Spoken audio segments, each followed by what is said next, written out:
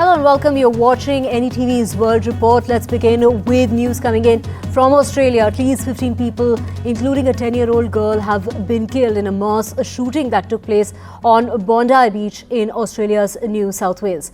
Victims range in the age group of 10 to 87, and the attack that unfolded on Sunday during that public event marked the start of a Jewish celebration, a Jewish festival. Now, the police say that they are treating the shooting as a terrorist incident. Authorities confirmed that the two gunmen were a father-son duo. The 50-year-old suspect was found dead at the scene, while his 24-year-old son is in hospital. According to reports, the shooters are originally from Pakistan. The son is an Australian-born citizen, while the father, who arrived back in 1998 on a student visa, which was later transferred in 2001 to a partner visa and later a resident return visa.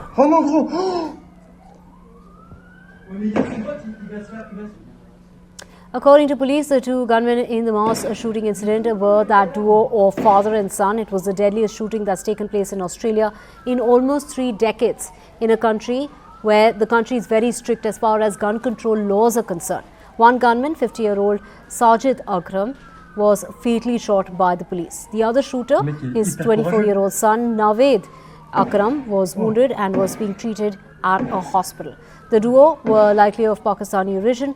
According to reports citing US intelligence officials briefed on the investigation, reports have suggested that the son is an Australian-born citizen, while the father that arrived much earlier and has changed multiple visas. I jumped out of a window and I just was like, where's my family? And then we were running up behind me. And I could just hear the gunshots and they're just so loud. And we didn't know which way that they were shooting, so we were like running on the open road. And I just, like, images are just like flashing. I'm like, I just need to get my family safe, so we're just running with heaps of people. Amazing bravery and the kindness that people are showing. That guy that could have been so much worse who got the gun off the guy. Amazing. He's a legend. Yeah. And it's Australia's Prime Minister who has said that he would propose tougher national gun laws after that mass shooting that's taken place on the Bondi Beach that left at least 15 people dead and many others wounded. Albanese has said that he would propose new restrictions, including limiting the number of guns a licensed owner can obtain. He's also condemned the attack as an act of pure evil, saying it deliberately targeted the Jewish community. Meanwhile, Israeli Prime Minister Benjamin Netanyahu has blamed the Australian government and the Prime Minister, accusing it of allowing what he called the disease of anti-Semitism to spread.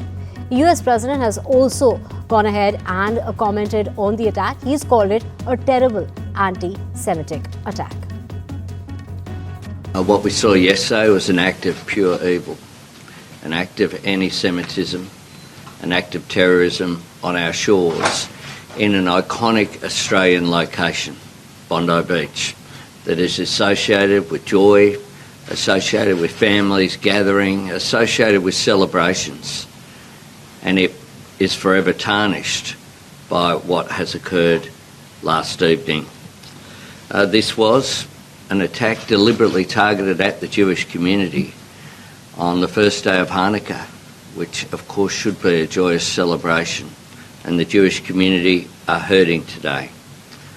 Today, all Australians wrap our arms around them and say, we stand with you.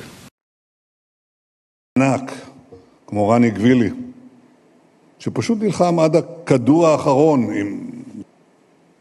גם היום מנסים לרצוח, ולצערנו גם היום הצליחו לרצוח יהודים, טבחו ביהודים בסידני שבאוסטרליה. אני כתבתי לפני 4 חודשים מכתב לראש ממשלת אוסטרליה, ואמרתי לו, המדיניות שלך מעודדת טרור, היא מעודדת אנטישמיות. אתה קורא למדינה פלסטינית, ואתה נותן בעצם פרס לחמאס על הטבח הנורא שהם ביצעו בנו ב7 באוקטובר. אני לא שוכח את זה. The people, unfortunately, 2 are no longer with us. Brown University, 9 injured, and 2 are looking down on us right now from heaven. And likewise in Australia, as you know, that was a terrible attack. It was a rough day but to Australia and the Prime Minister, to everybody that we know so well, we get along with so well. We have a great relationship. That's a terrible situation going on over there. Think of that. And Brown University, great school. Great, really one of the greatest schools anywhere in the world. Things can happen. I pay my deepest regards and respects from the United States of America. Vishal, my colleague, joining us in order to get us details. Vishal, of course, take us through the bystander who has been completely heroic in all this, who disarmed the Sydney shooter, but also get us a background on the father-son duo. See, the background is so far quite unclear. What we've gathered from reports is that the senior guy in this whole deal, in this whole attack, he had come to the Australian territory back in 1998, and he had slowly graduated through various visa schemes. He had been living as a legitimate and almost like a legitimate citizen for a while now, and his son, who was also involved in the attack and who has since been apprehended and who remains in a critical but stable condition, he was actually an Australian-born person. It remains to be seen which country they originally belonged to. Some reports suggested that they could have come from Pakistan, but that is not fully confirmed at the moment. Many reports do suggest that, but we are waiting for confirmation through various sources. What we have gathered is that they had been working various odd jobs. The 24-year-old was a bricklayer. He was just let go from his job about 2 months ago. He was searching for a job, and some reports suggest that the 24-year-old could have been influenced by Islamic State's ideology, and the authorities had an eye on him, but they did not keep a close eye on him because they had ruled out that he was a potential danger to the society. So, but that was clearly not the case. He had gone on to execute some of the biggest atrocities on the Australian soil.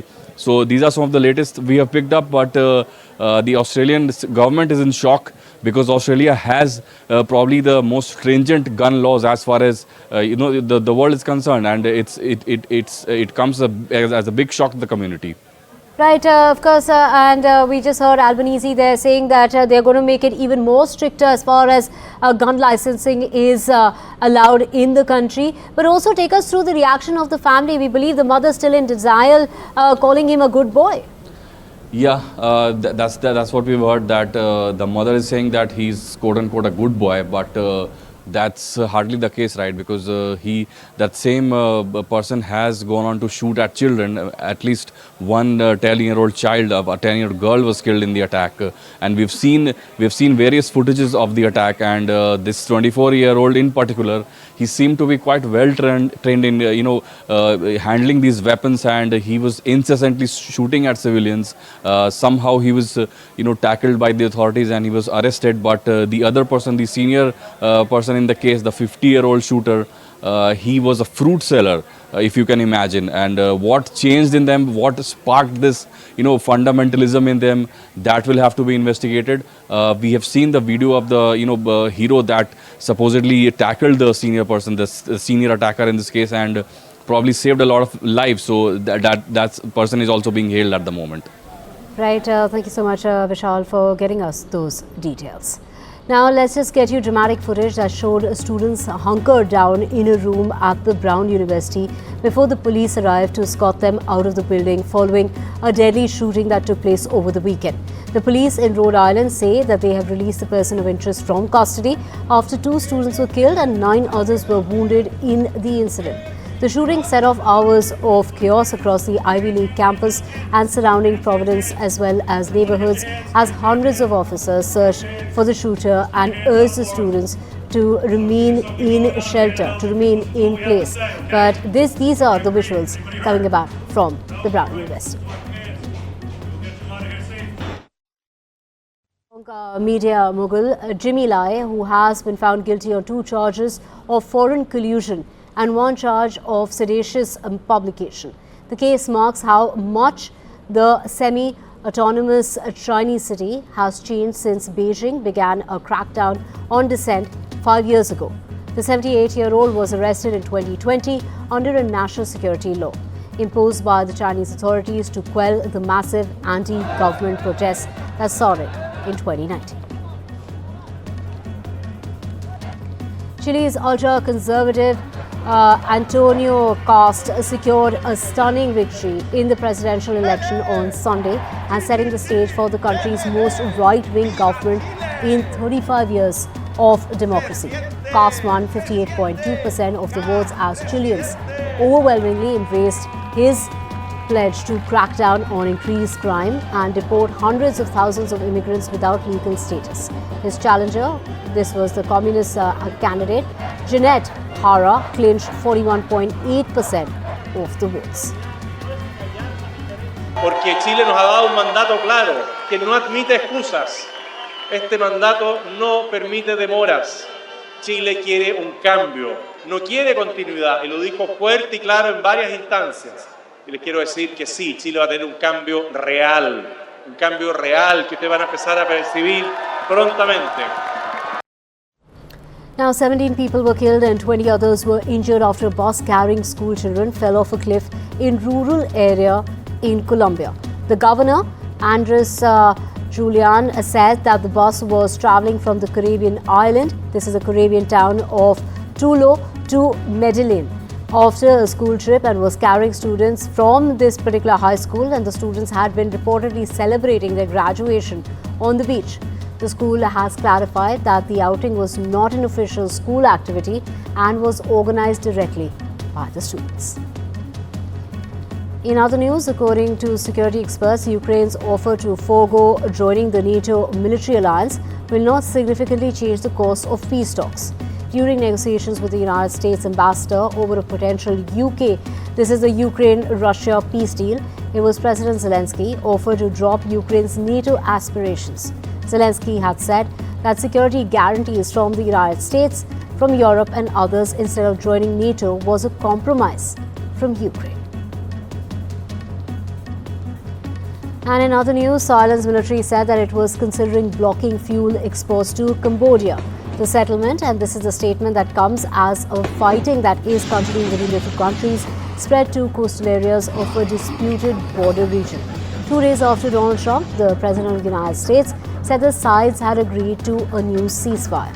The Thai military commanders have been discussing blocking fuel exports to Cambodia, including asking the Navy to be vigilant against ships carrying strategic supplies. Now, this is the decision that is being considered. Now, the President of Guatemala, Bernardo Arevalo, on Sunday declared a state of emergency in 2 municipalities in western Guatemala. Now, the declaration comes a day after armed men attacked a military post and a police station, cut off roads and hijacked buses. The attack killed at least 5 people, and Arevalo said that criminal gangs are attempting to force security forces to withdraw in order to take control of the region. The criminal groups are linked to extortion and drug trafficking and pose an active threat to the local communities. Es por ello que el día de hoy en Consejo de Ministros hemos decidido la implementación de medidas extraordinarias para atender esta situación crítica.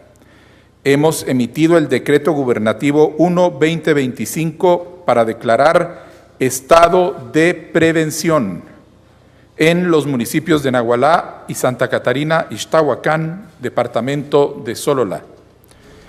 An Oscar-nominated filmmaker Rob Reiner and his wife, photographer Michelle Singer, were confirmed dead on Sunday night. The couple was stabbed to death in their LA house. Now, the two suffered lacerations consistent with a knife wound. 2-time Emmy winner Reiner met his wife on the sets of When Harry Met Sally back in the 80s. Rob Reiner's A Few Good Men was Oscar-nominated for Best Picture in 1992. And let's get you more news coming about, and this is from Japan, and that is the police there have said that they arrested a man in connection with the alleged stabbing of 2 people at an entertainment complex. The complex was housing the female pop music group that was leaving, this is the HKT48, leaving them with non-life-threatening injuries. The police said that they arrested a 30-year-old suspect for allegedly stabbing a 44-year-old man in the chest at the facility with what appeared to be a kitchen knife. Now, thousands of protesters gathered in Brazil in Sao Paulo on Sunday as part of the nationwide demonstrations against a bill moving through Congress. The bill would reduce prison sentences for former president, we're talking about Bolsonaro, and others convicted over an attempted coup. The demonstrations were led by leftist politicians, labor unions, and social movements.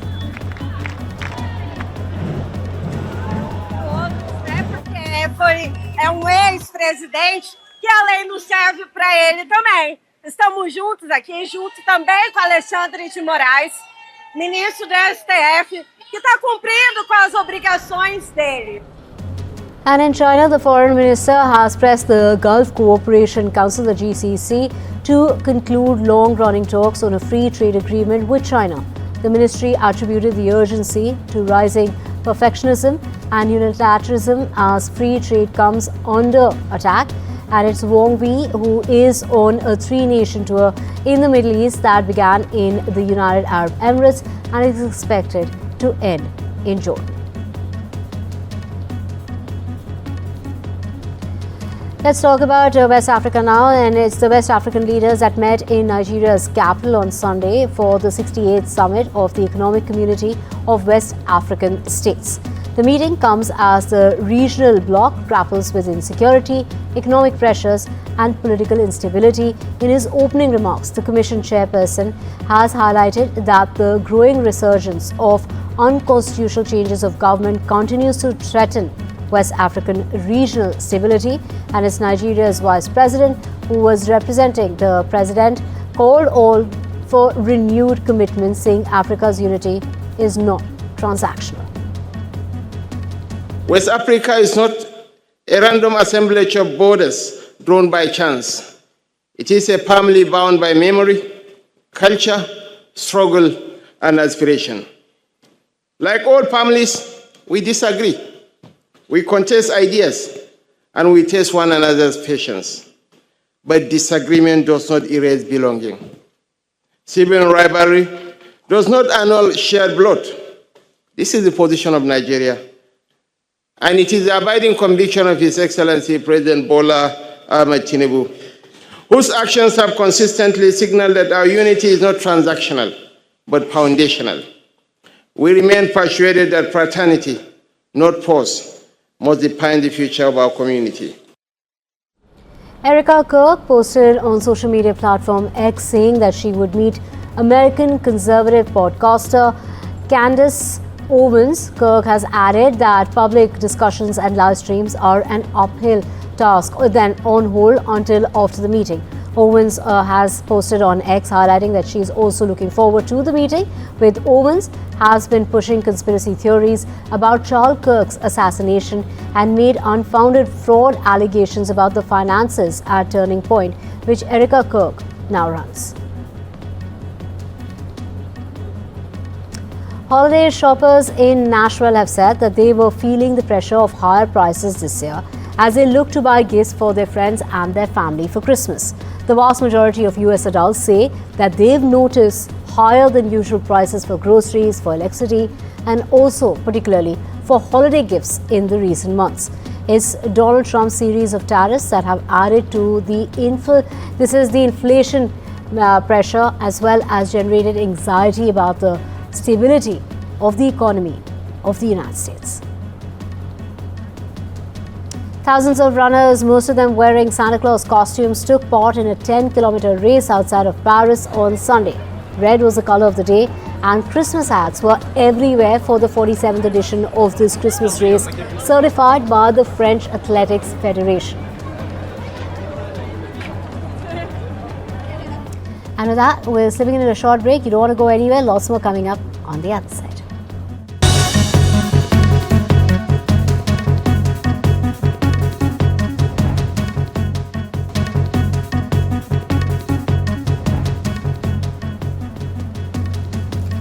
Now, NVIDIA told Chinese clients that it's considering adding production capacity for its powerful AI chips. The statement comes after orders exceeded its current output level. The move comes after Donald Trump said on Tuesday that the US government would allow for this company to export its processors, its second fastest AI chips, to China.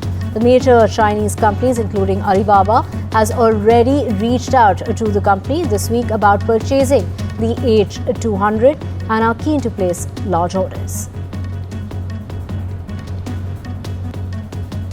And we have Lily Collins, Ashley Park and the series creator arrived in Venice to begin the glamorous journey abroad. The Venice Orient Express. The cast is traveling to Paris ahead of Monday's world premiere of Emily in Paris Season 5. They pose for that photo call along the Grand Canal, as well as, they've had the Santa Maria in the backdrop. The legendary train will carry the Emily in Paris team across Europe, echoing Emily's own journey this season from Italy back to Paris. And then we have Hollywood star Vin Diesel, best known for the Fast and Furious franchise, has revealed something exciting for football and movie lovers. Diesel said that the final installment of the Fast and Furious will have a role for the Portuguese footballer Ronaldo. That is the announcement that's been made by Vin Diesel. And with that, it's a wrap on this edition.